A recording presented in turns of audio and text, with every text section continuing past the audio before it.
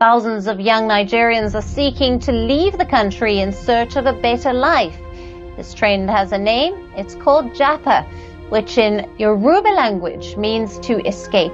Now, the Japa trend is becoming increasingly popular among the Nigerian Gen Zs, as well as millennials.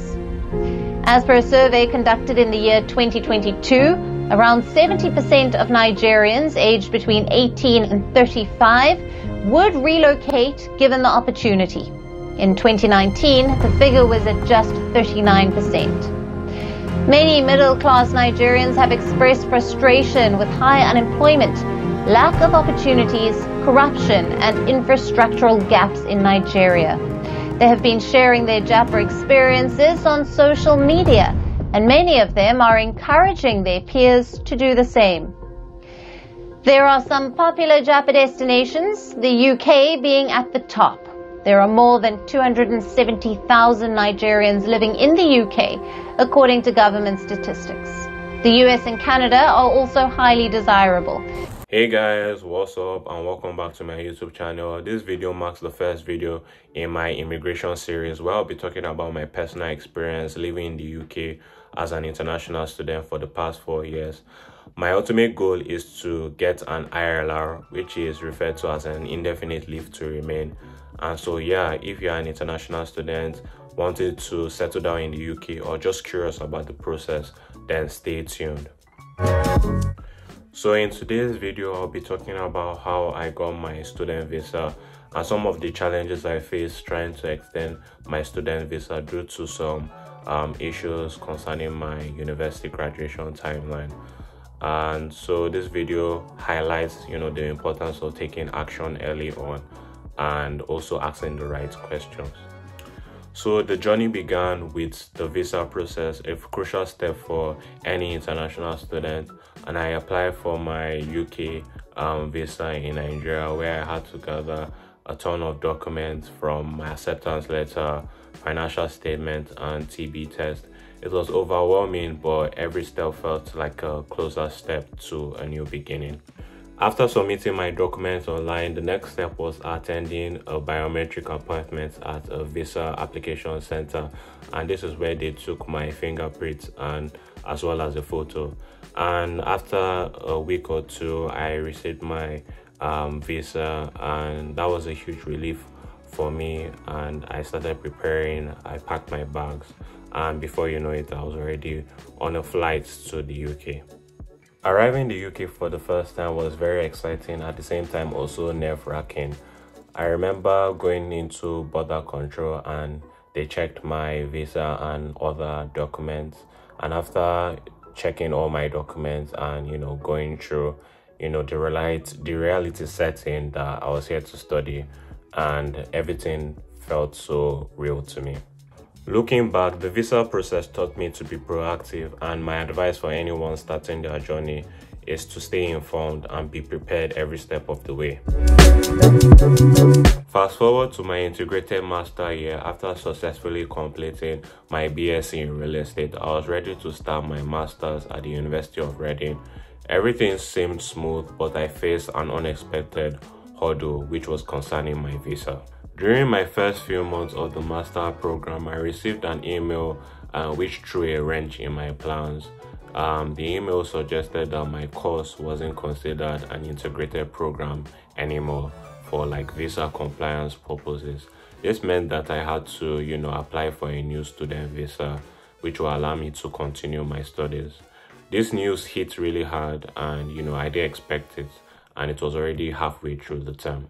Here's where the problem lay. Since I already completed my BSc and received my degree, I was technically enrolled in a separate master program, and my current student visa, which was issued for an integrated program, was now invalid for the master year. As such, my student visa was set to expire before my master results will be out.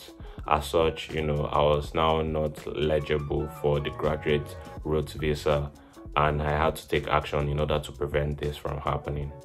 I had to act quickly, although initially I did act as quickly as I would have hoped. If not, I would have resolved the issue at a much quicker pace.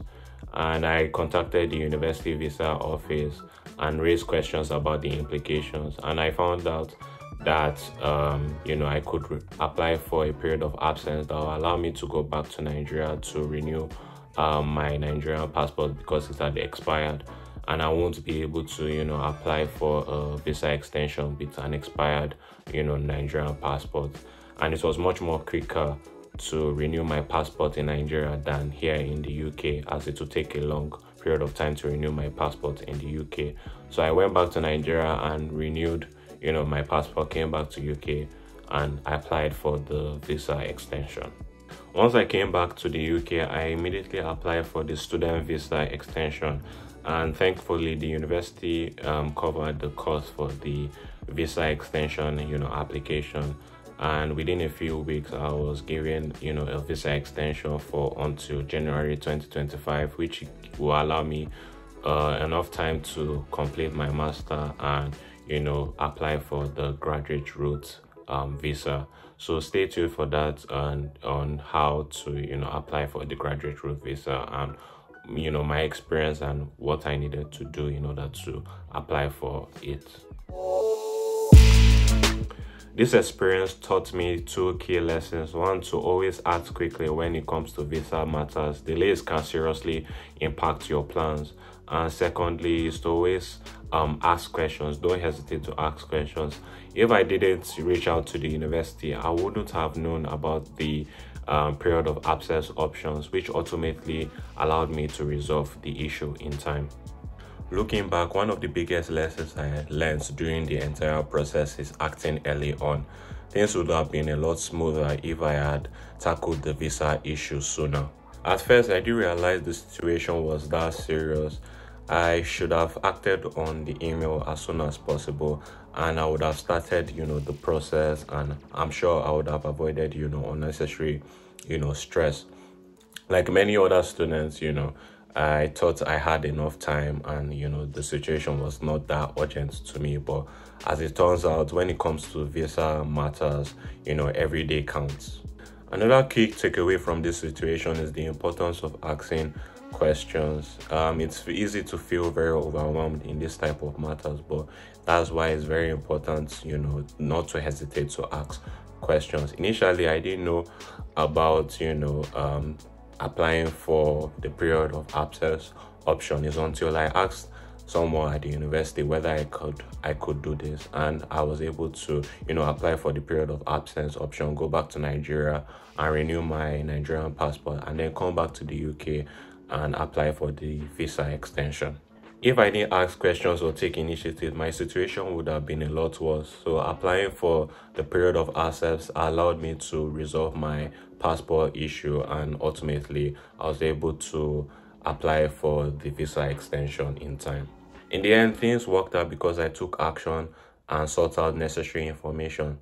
This experience taught me the importance of being proactive and dealing with things as important as visa. So don't wait until it's too late. So where am I now after navigating the challenges of the student visa and my passport issues? I have a visa extension until January 2025, which gives me enough time to apply for the graduate route visa. The graduate route visa is the next step in the journey and is the big milestone for me. And once I have my integrated master result, I'll begin application for the graduate route visa. And once I have the visa, I'll be able to stay here in the UK and work or look for work, to build my career and life here. But that's just the beginning. My ultimate goal is to gain an IRL, which is an indefinite leave to remain. So it's the pathway for permanent residency in the UK, and it's a long process and one that I'm committed to. So I'll be sharing future videos concerning this. So if you are interested, stay tuned and I'll give you more insight on what it takes to get an IRL as an international student. For now, I'm taking it step by step and I've learned a lot, and I'll be navigating everything on here. So if you're in a similar path and want to know more about how it works, then stay with me. Together we'll navigate the ins and out of the immigration journey. Alright guys, thanks for watching and hope to see you guys in the next video. Make sure to like, comment and subscribe.